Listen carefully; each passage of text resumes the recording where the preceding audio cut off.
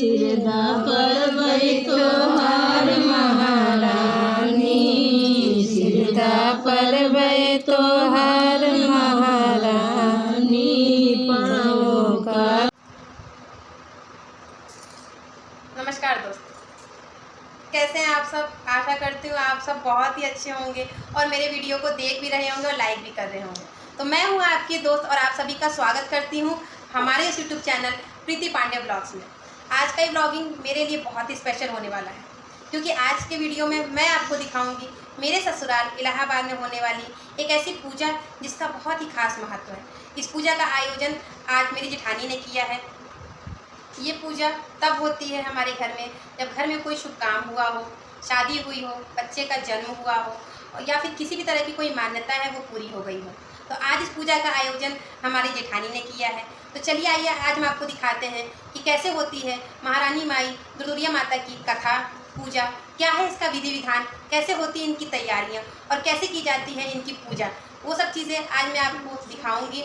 तो अगर आप मेरे चैनल पे नए हैं और मेरी ब्लॉगिंग आपको अच्छी लगती है तो प्लीज़ मेरे चैनल को लाइक कीजिए, मेरे वीडियोस को पूरा देखिए, चैनल को सब्सक्राइब कीजिए, साथ ही बेल आइकन को भी ज़रूर प्रेस कीजिए ताकि आपको आने वाली नोटिफिकेशन बहुत जल्दी मिले। तो चलिए स्टार्ट करते हैं और दिखाते हैं कि क्या है महारानी माई की पूजा का विधि विधान। और हाँ दोस्तों, मुझे कमेंट बॉक्स में ज़रूर बताइएगा कि आपके यहाँ ये पूजा होती है या आप इस पूजा को जानते हैं, इस पूजा को क्या कहा जाता है, ज़रूर बताइएगा। और आपके प्यार की सपोर्ट की बहुत ज़्यादा ज़रूरत है। अपने इस लखनऊ की बेटी और इलाहाबाद की बहू को सपोर्ट कीजिए। तो यहाँ पे आप देख सकते हो प्रसाद के रूप में लैया, चना, गुड़ 14 औरतों के लिए लगाया जा रहा है। आप चाहे तो सिंगल में 7 औरतों को या फिर डबल में 14 औरतों को बुला सकते हो। हमारे यहाँ 14 औरतों को बुलाया गया है डबल में। और उधर तैयारियाँ हो रही, देख रहे हो पन्नी में 14 औरतों में बराबर बराबर लैया, चना, गुड़ और मिठाई ये बराबर बराबर रखा जाता है। और दूसरी तरफ हमारे यहाँ देखिए सुहागिनों को रंग जो लगता है वो नाउन आती है लगाने। तो सब औरतें सुहागिनों को रंग लगाती हैं। 14 औरतों में 4 औरतें हमारे घर की खुद की थीं, 2 मेरी जेठानियाँ, एक मैं और एक मेरी देवरानी। इसके अलावा 10 औरतें जो थी वो गाँव की थी। 14 औरतें टोटल हो गई थी। और हमारे यहाँ नाउन आती है रंग लगाने सारी सुहागिनों को अच्छे तरीके से। अगर किसी का लगा हुआ है तो उसके बावजूद उस पर हल्का सा लगा के उसको शुभ कर देती है। और दूसरी तरफ देख सकते हो मेरे बेटे को भी रंग लगा है, जो कि बहुत मज़े कर रहा है रंग लगवा के। बहुत खुश हो रहा है वो भी, उसको बड़ा मज़ा आती है। तो मुझे रंग लग रहा है, आप देख सकते हो। और ये जो डिज़ाइन बनते 2 लाइनिंग वाली, ये शायद यहाँ यूपी का रिवाज है। किसके किसके यहाँ ये आलते में 2 डिज़ाइन वाली लाइन लगती है, मुझे कमेंट बॉक्स में ज़रूर बताइएगा। और यहाँ मेरी जेठानी ने शुरुआत कर दी है पूजा की। तो दुर्दुरिया माता में कोई देवी की कोई फ़ोटो पूजा नहीं होती है, ना कोई मूर्ति। ये जो मिट्टी की गोलियाँ आपको दिख रही हैं गोल गोल, मिट्टी की 14 भेलियाँ होती हैं, इन्हीं की पूजा होती है। इन्हीं को महारानी माई दुर्दुरिया माता कहा जाता है। चौके पे मिट्टी की 14 गोलियां हैं और गौरा गणेश हैं, सुपारी गणेश जी हैं और जो गोबर की बनी है वो गौरा जी हैं। तो जो मिट्टी की भेलियां होती 14 को, उनको सबसे पहले जल से सींचा जाता है।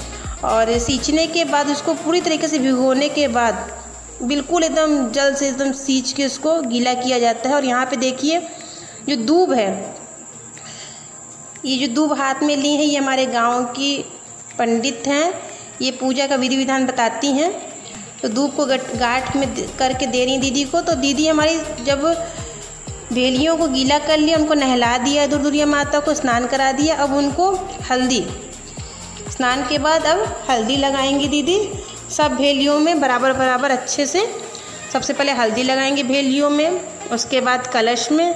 आप देख सकते हो स्टील का कलश है ये, इसके अंदर जल भरा है, दक्षिणा है, हल्दी है, कुमकुम है और इस आम की पत्तियाँ लगी हैं। और इसके ऊपर कटोरी में चावल है और ऊपर देसी घी का दिया।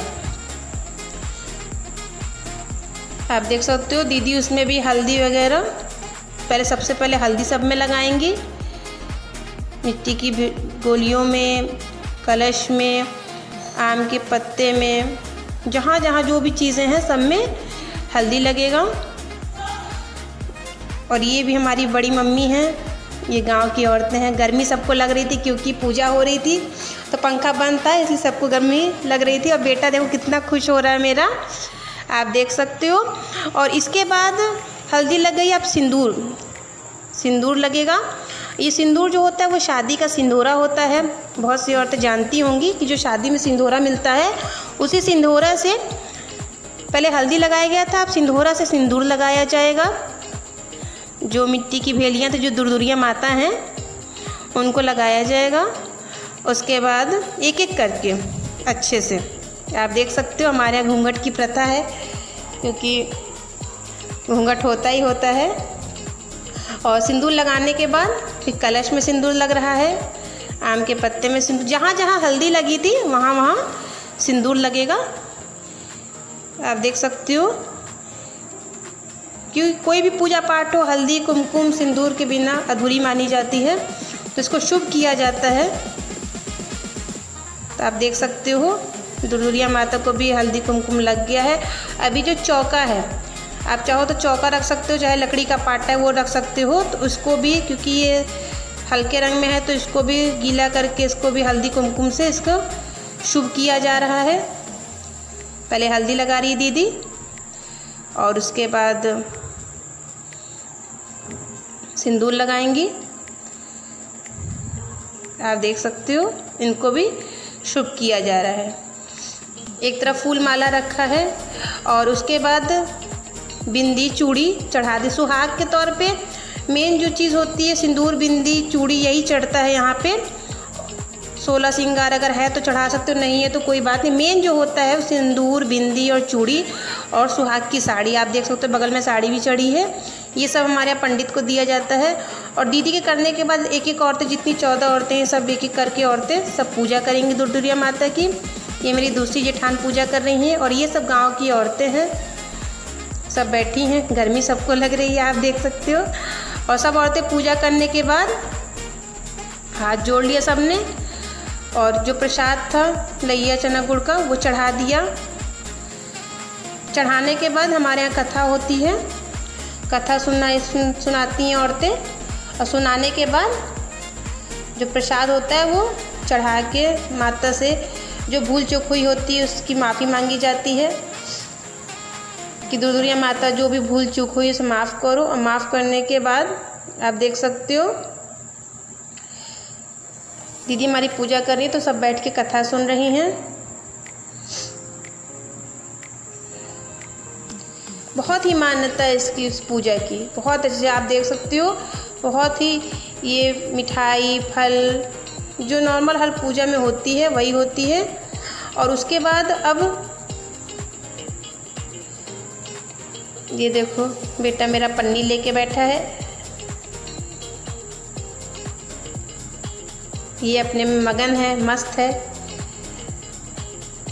इस पूजा पाठ में जात पात का कोई भेदभाव नहीं किया जाता, हर जात के लोग इसमें बैठते हैं। और अब आप देखिए मेरी जेठानी जो है वो सिंदूरा से, अब वो सिंदूर पहले गौरा जी को जो लगाई थी उस गौरा जी से लेते हुए सिंदूर सब सुहागिनों की मांग में सिंदूर लगाएंगी। आप देख सकते सिंदूरा लिया, गौरा जी को छुआया और गौरा जी को छूने के बाद सब औरतों की मांग में सिंदूर भरा। ये सारी चीज़ें मेरी जेठानी ही करेंगी क्योंकि वही पूजा कर रही हैं। और लगने के बाद आप देख सकते हो सुहाग का प्रसाद। और करने के बाद ये जो हरी चादर है ये माता का आसन था, तो इस आसन को समेटा जाता है। और इस समेटने पे जो लोकगीत तो होता है हमारे यहाँ का कि धीरे धीरे मिजत महारानी, ये जो लोकगीत होता है वो आप वीडियो के शुरुआत में आपने सुना होगा, सुन लिया होगा। यही लोकगीत हमारे यहाँ गाया जाता है माता को प्रसन्न करने के लिए, खुश करने के लिए। ये जो चादर उनका आसन उनका पैर माना जाता है, तो उनके पैर को मीजा जाता है, आशीर्वाद लिया जाता है। तो सब औरतें हाथ लगाते हुए समेटती हैं चादर को। और लोकगीत होता है, ये लोकगीत आगे वीडियो में स्टार्टिंग में ही मैंने लगा दिया है ताकि आप इस लोकगीत को, हमारे यहाँ के लोकगीत को अच्छे से सुन सके, समझ सके। और लोकगीत हो रहा है, सब औरतें अपना अपना हाथ लगाई हैं, मनी मन प्रार्थना करती हैं कि हे माता रानी अगर जो भी भूल चूक हुई हो हमें माफ़ कर देना। किसी भी तरह की कोई गलती हो तो क्षमा करना और अपना आशीर्वाद, अपना कृपा दृष्टि हमेशा बनाए रखना, सुहाग बनाए रखना, गोद हरी भरी रखना, यही सब दुआ को मान्यता करती हैं, मांगती हैं माता रानी से, और माता रानी पूरा भी करती हैं। इतनी शक्ति है। और करने के बाद आशीर्वाद के तौर पे एक एक चूड़ी, दो दो चूड़ी सब औरतें लेती हैं प्रसाद के तौर पे, चूड़ी और बिंदी, क्योंकि सिंदूर तो हमारी जेठानी ने सबको लगा ही दिया था। तो चूड़ी और बिंदी, एक या दो चूड़ी जिसको लेनी है। प्रसाद के तौर पे बहुत सी औरतें अपनी बहुओं के लिए, अपनी सुहागिनों बेटियों के लिए भी लेके जाती हैं, क्योंकि बहुत ही मान्यता है इसकी। तो अब पूजा का समापन हो गया। समापन के बाद आप देख सकते हो मेरी देवरानी जो है सबसे छोटी वाली, वो मेरी दीदी का, जेठानी का पैर छू रही हैं, सबका आशीर्वाद ले रही हैं। उसके बाद दीदी भी सबका लेंगी, जो बड़े बुजुर्ग हैं, जितनी भी बड़ी सास वगैरह हैं। पहले ये सबसे छोटी देवरानी थी, उसने लिया, फिर दीदी ने लिया, फिर मैंने लिया, एक एक करके। तो ये थी हमारी पूजा। आशा करती हूँ आपको अच्छी लगी होगी। तो मिलते हैं आपसे अगले ब्लॉग में, तब तक के लिए नमस्कार।